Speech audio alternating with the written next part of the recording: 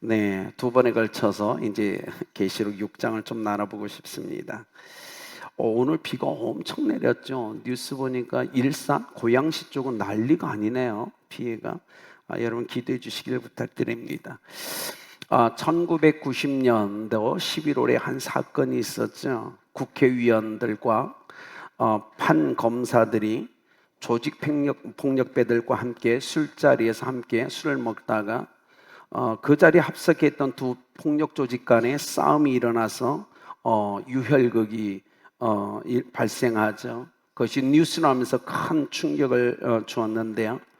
왜냐하면 올바른 판단과 결정을 내려야 될 판사들이 조직 폭력배들과 함께 어울리고 술을 먹고 교제한다. 어떤 국민이 봐도 저 사람들이 올바른 판단을 내릴 수 있을까? 정의롭게 판결을 굳게 할 수 있을까라는 의구심이 들었기 때문에 큰 사건으로 기록되어 있습니다. 이런 이야기가 있습니다. 한 증인이 법정에 서 있었어요. 판사가 이렇게 질문하죠. 증인은 총 쏘는 것을 보았습니까? 그러자 증인이 얘기합니다. 아니요. 총소리는 분명 들었습니다. 그러자 판사가 얘기합니다. 순전히 듣기만 한 것으로는 증거로 인정할 수 없습니다. 그러다 증인이 증인석에서 일어나서 몸을 돌려서 나오면서 판사를 비웃듯이 큰 소리로 웃었어요. 판사가 기분 나쁜 겁니다. 그래서 법정 모독죄로 구속하려고 멈춰 세웁니다. 그러자 증인이 뒤돌아서서 이렇게 합니다. 제가 웃는 걸 보셨나요? 그러자 판사가 보지는 못했지만 소리는 들었습니다. 그러자 증인이 얘기합니다. 그렇다면 그건 역시 인정할 수 없는 증거가 됩니다.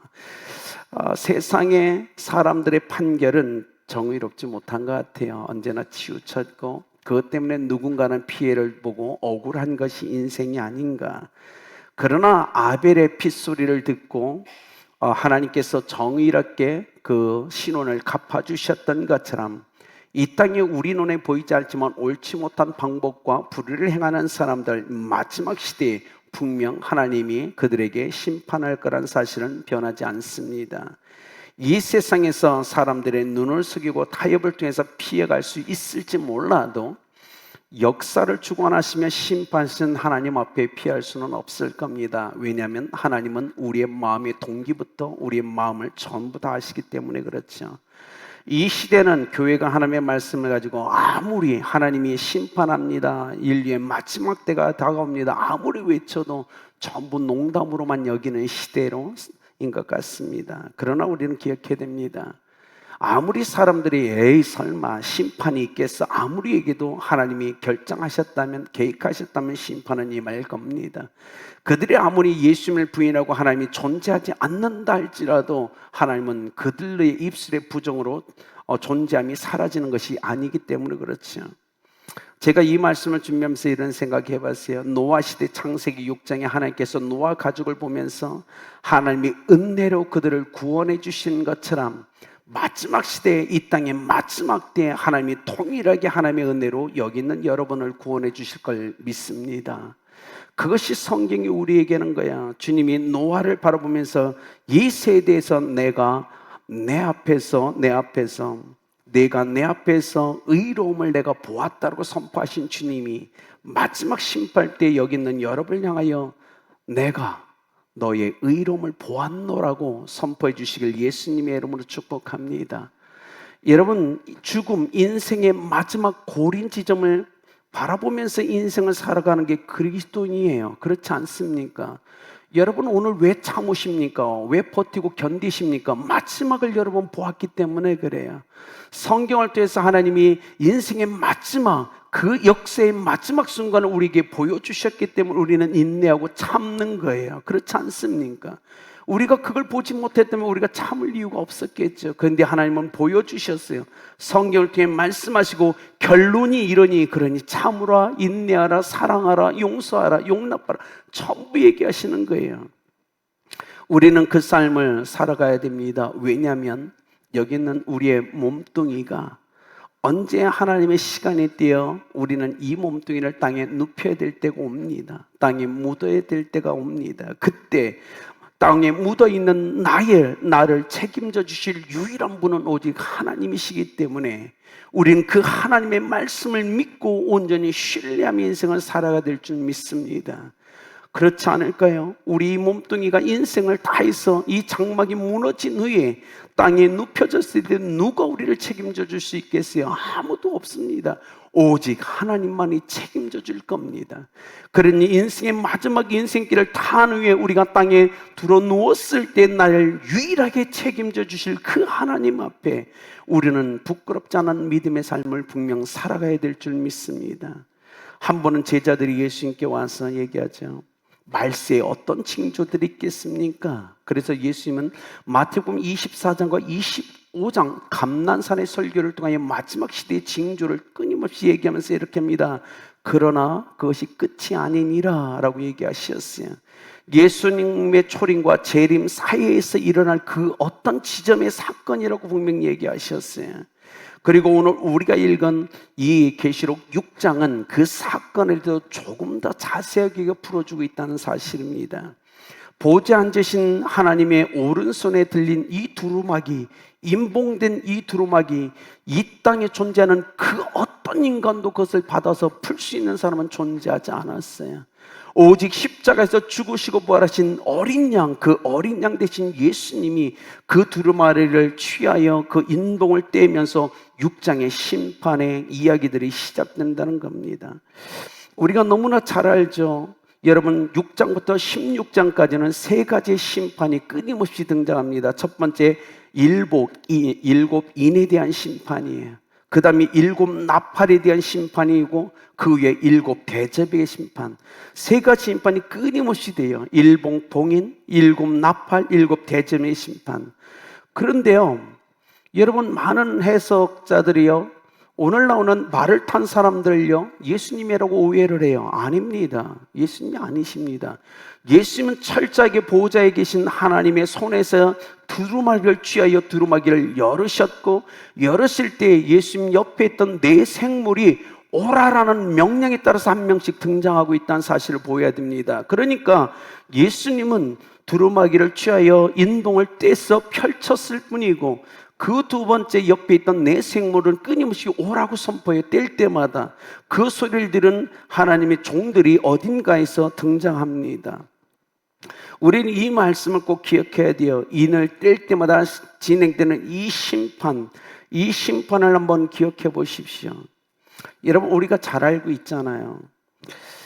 이 심판의 주체가 누구죠? 예수님이에요. 왜죠? 요한복음 5장 22절에 이렇게 기록되어 있어요. 하나님은 그 어느 누구도 심판하지 아니하시나니 심판을 다 아들에게 맡기셨음이란 표현이 나와요. 그래서 계시록의 심판의 주체도 하나님이 아니고 절대적으로 예수님의 심판의 주제가 되십니다. 오늘도 그래요.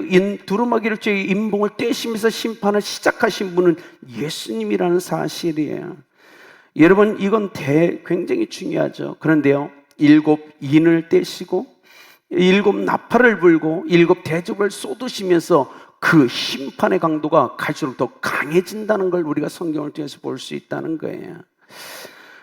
여러분 제가 침례교 해외 선교회 이사로 지금 활동하고 있잖아요. 최근에도 다뤘지만 선교지에서 선교사가 문제를 일으키면 인선위원에게 그것이 전달됩니다. 그러면 저희는 심사를 하게 돼요.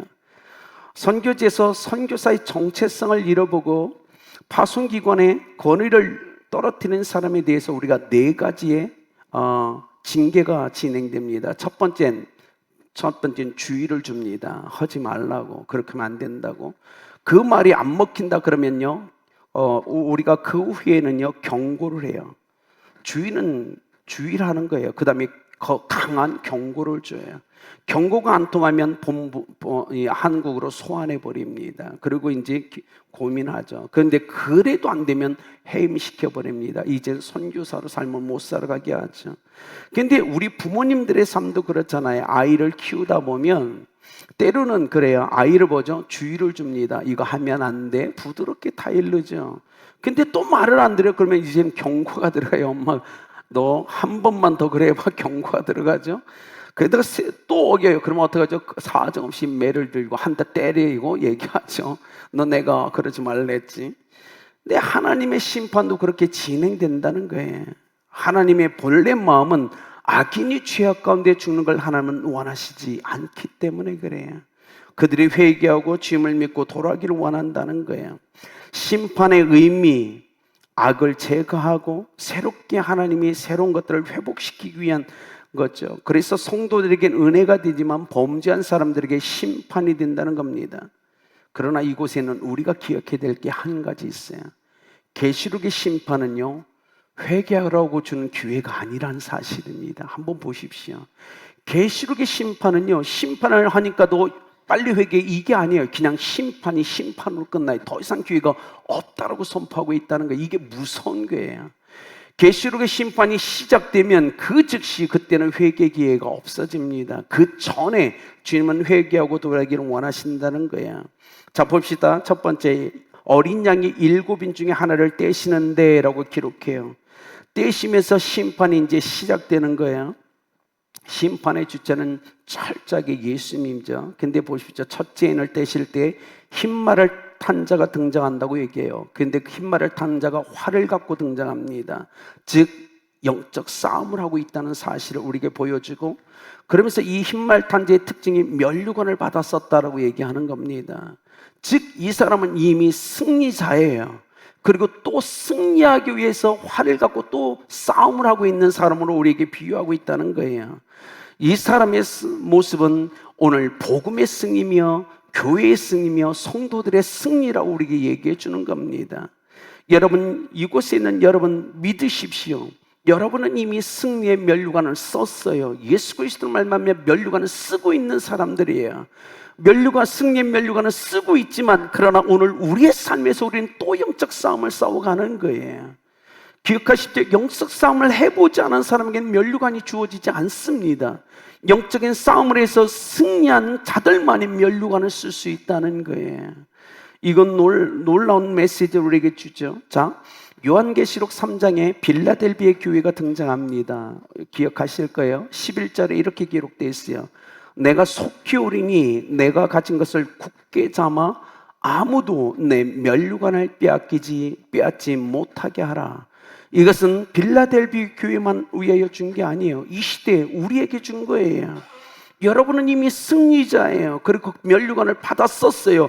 그런데 주님이 뭐라고 하냐면 아무도 그 면류관을 빼앗지 못하게 하라고 얘기하는 겁니다.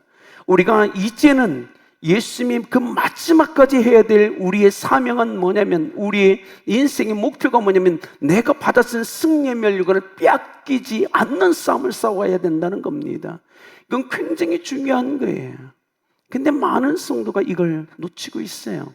너무 쉽게 장자의 명물을 팔았던 그 에서처럼 승리의 면류관을 너무 쉽게 내려놓고 인생을 살아가는 건 아닌가라는 걱정이 되는 거예요.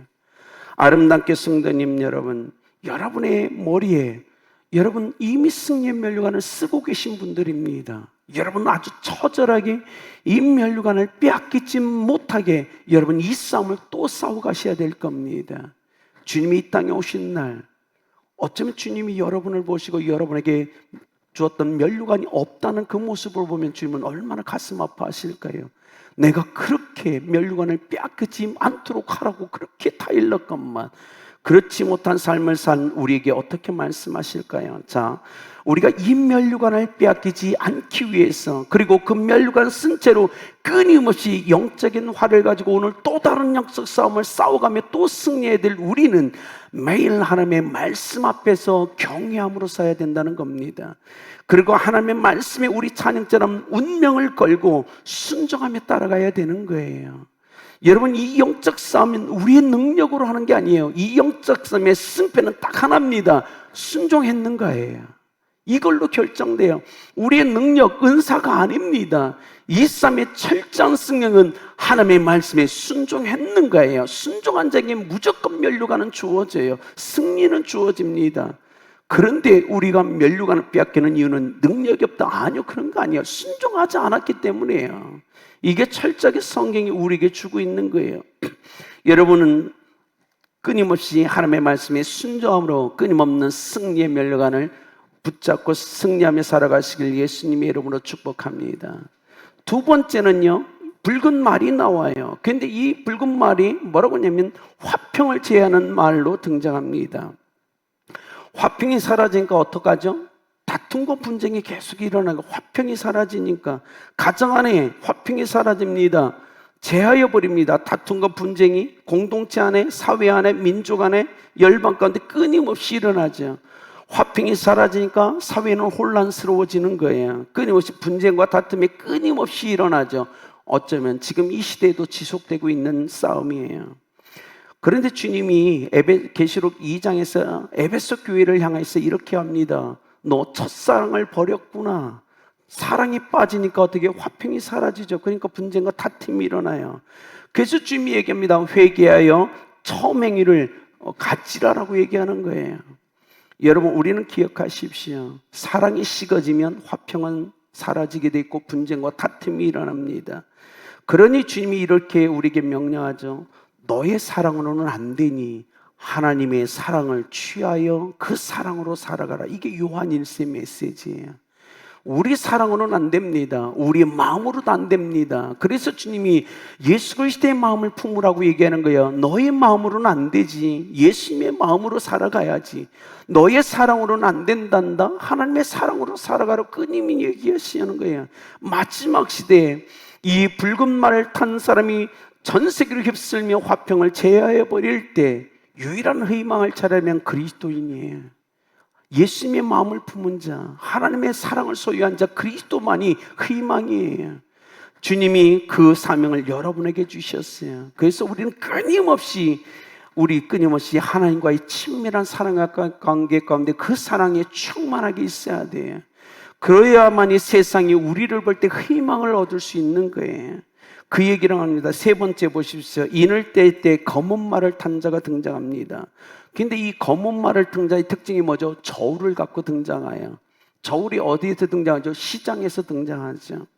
한 데나리온의 밀 한 대요, 한 데나리온의 보리 석 대로다.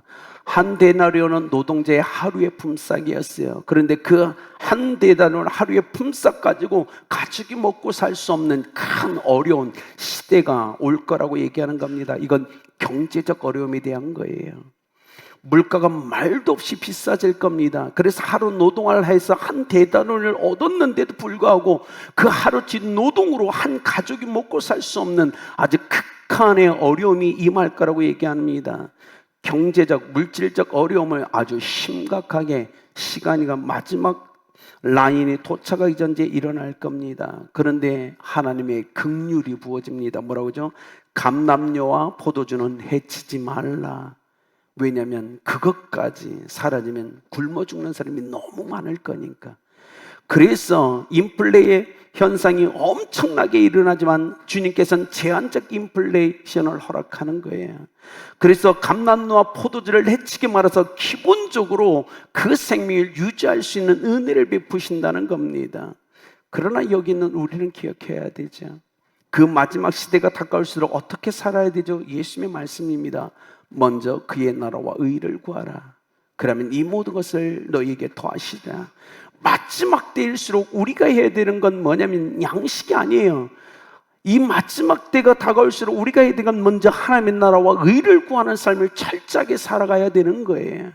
그래야 먹고 마시는 모든 걸 하나님이 책임지게 했었사오니 우리가 믿음으로 그걸 기대하며 살아가야 되는 거예요. 하나님이 그래 해내실 겁니다.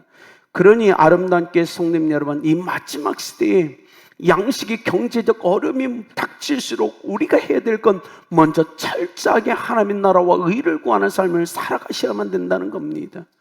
그 은혜가 없이는 이 마지막 시대를 견딜 수 있는 능력이 우리에게 없기 때문에 그래요.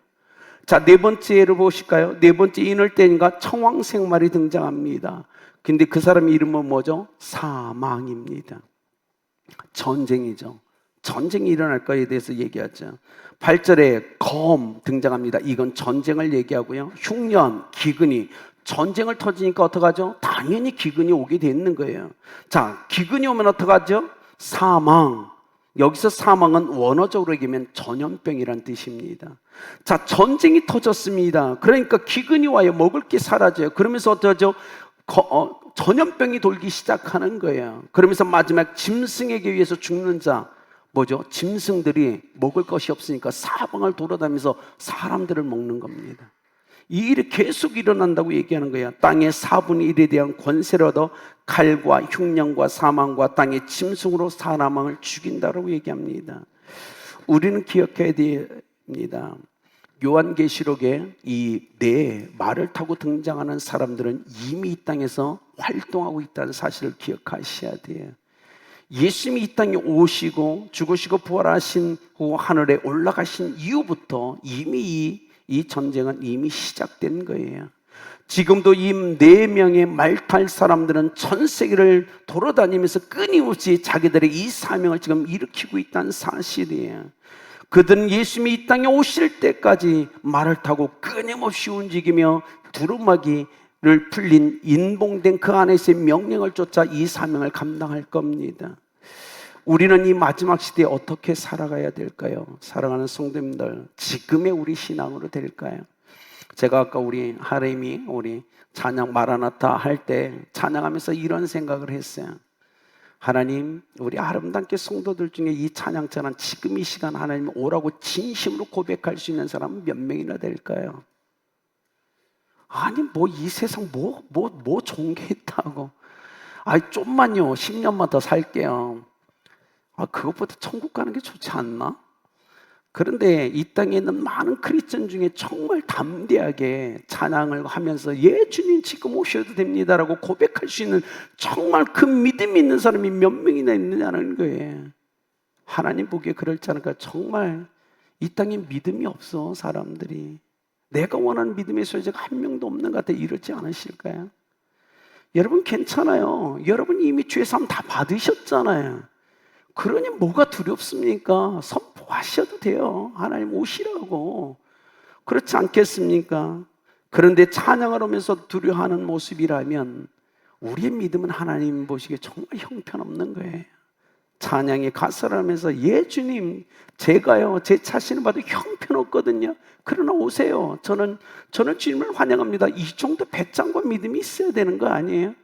하나님 저 형편없어요. 이룬 것도 없어요. 근데 예수님의 보혈로 내가 정결케 됐고요. 예수님에 대해 구원받고 영원한 생명이 있고요. 하나님의 자녀가 되었거든요. 네 오세요. 괜찮아요. 좀 이런 배짱을 갖고 인생을 사는 크리스찬이 되어야 되지 않을까요? 여러분이 그런 믿음의 소유자로 인생을 살아가길 예수님의 이름으로 축복합니다. 여러분 스탠포드 대학 제가 요번에 다녀왔죠. 그 안에 갔더니 그 켄터 예술센터라는 곳이 있더라고요. 거기에 진품 오기스트 로댕이 쓴 지옥문 그 조각품도 있고요. 생각하는 로댕도 있어요. 근데 물어봤더니 진품이래요. 그래서 이거 거짓말 아니에요? 했더니 처음에 제작한 거푸집으로 찍어내면 전부 진품으로 인정한대요. 지금 8품이 있는데 그게 하나래요. 그래서 그 논리도 좀 이상하긴 하지만 사용했던 거푸집으로 동일하게 만든다고 진품이라고 얘기하니까 이상하잖아요. 근데요, 이 로댕인 탄테의 신곡 중에 지옥편을 읽으면서 자기가 그걸 작품을 만들잖아요. 그러면서 그 앞에 로댕, 천국문 제일 윗부분에 로댕이 있습니다. 제가 사진을 줬는데 있나요? 네. 저 꼭대기 있죠, 로댕이. 저 꼭대기에서 지옥에서 고통받는 사람들을 보면서 저가 생각이 잠겨 있죠. 지옥 고통 속에 몸부림친 사람들을 내려다보면서 그는 죄가, 심판이 그리고 다가올 내세에 대해서 깊은 고민하는 건 인간의 모습을 저렇게 표현해 놓았다고 얘기하는 겁니다. 여러분 우리는 이 마지막 시대에 어떻게 살아가야 될까요? 이대로 될까요? 정말 이대로 살아도 되시겠어요? 우리가 예수 그리스도 안에서 자유롭게 거침없이 믿음으로 살아가는 정말 중요한 겁니다. 그런데 시간이 갈수록 성도님들을 보면 예배에서 멀어져 가는 모습들을 보면 가슴이 아파요. 기도 자리에서 멀어서 가고 하나님과 사랑의 관계에서 멀어서 가고 어느 순간 마음이 너무 냉철해져 있는 모습들. 찬양을 해도 감동이 없고 말씀을 듣도 깨달음을 받지 않으려고 해요. 이 마비돼 있으니까 말씀이 그 심령에 박혀야 되는데 안 와요. 찔림도 없고. 우리는 어쩌면 이 시대를 지금 이렇게 살아가는 것이 아닌가. 그러나 기억하십시오. 우리는 어떻게 살아가야 되냐면 아까도 말씀드렸지만 언젠가 우리 인생의 마지막 날이 옵니다. 주님이 먼저 우리에게 오실지 아니면 우리가 먼저 주님 앞에 갈지 우리는 몰라요. 그러나 우리의 육신의 장막이 전부 헤어지고 낡아서 무너져 우리 육체가 땅에 드러눕혀졌을 때 우리를 책임지실 분은 오직 하나님이심을 여러분이 믿으신다면 우리가 조금 더 로댕에 생각하는 사람처럼 하나님의 임재 앞에서 좀 더 우리 지나간 삶을 뒤돌아보면서 삶을 살아가야 되지 않을까요? 아니면 앞으로 내가 어떻게 살아가야 되는지에 대한 고민하며 인생을 살아가야 되지 않을까요? 우리 아름답게 저는 정말 하나님 앞에 기도해요. 하나님, 정말 두렵고 떨림으로 매번 설교자를 서는데 이 설교를 통해서 정말 제가 원하는 건 보잘것없지만 설교를 듣는 성도들을 진리 가운데 세워나고 예수 그리스도 앞으로 인도하며 영원한 천국으로 인도해낼 수 있도록 은혜 달라고 저는 기도해요. 우리 아름다운 교회에서 단 한 명도 낙오된 자가 없는 게 제 꿈이고 소망이에요. 제가 특히 이곳에서 목회하는 동안 하나님 그런 일은 일어나지 않도록 해달라고 저는 기도하고 있는 거예요. 왜냐하면 두려우니까. 하나님 앞에 섰을 때 제가 너무 두려울 것 같아서 매일 그 기도를 하고 있는 거예요. 설교하기 전에 매번 그 일을 합니다. 하나님, 그러니 죄와 볼품없는 설교지만 생명력을 좀 불어넣으셔서 성도들을 좀 깨워주십시오. 죽어있는 성도라면 좀 살아나게 해주십시오. 주저앉아 있는 성도라면 좀 말씀 듣고 일어나는 역사를 좀 허락해달라고. 저에겐 그 능력이 없잖아요. 그걸 할 수 있는 분은 하나님이시지 않습니까? 그래서 처절하게 기도하는 거예요. 하나님, 제가 형편없지만 정말 기도합니다. 제가 할 수 있는 일이 아닙니다. 그러나 저는 기도할 테니 하나님 그렇게 역사해달라고 기도하는 거예요. 오늘 아름다운 교회 성도님들이 그렇게 우리 진리 가운데 서서 하나님의 임재 가운데 믿음으로 살아가시길 예수님의 이름으로 축복합니다. 장차 우리가 이 땅을 떠날 날이 올 겁니다. 그때 우리를 책임지실 그 하나님, 우리를 그렇게 맞아주시는 하나님 앞에 부끄럽지 않은 그 마지막 순간을 맞이하는 여러분 되길 예수 그리스도의 이름으로 축복합니다.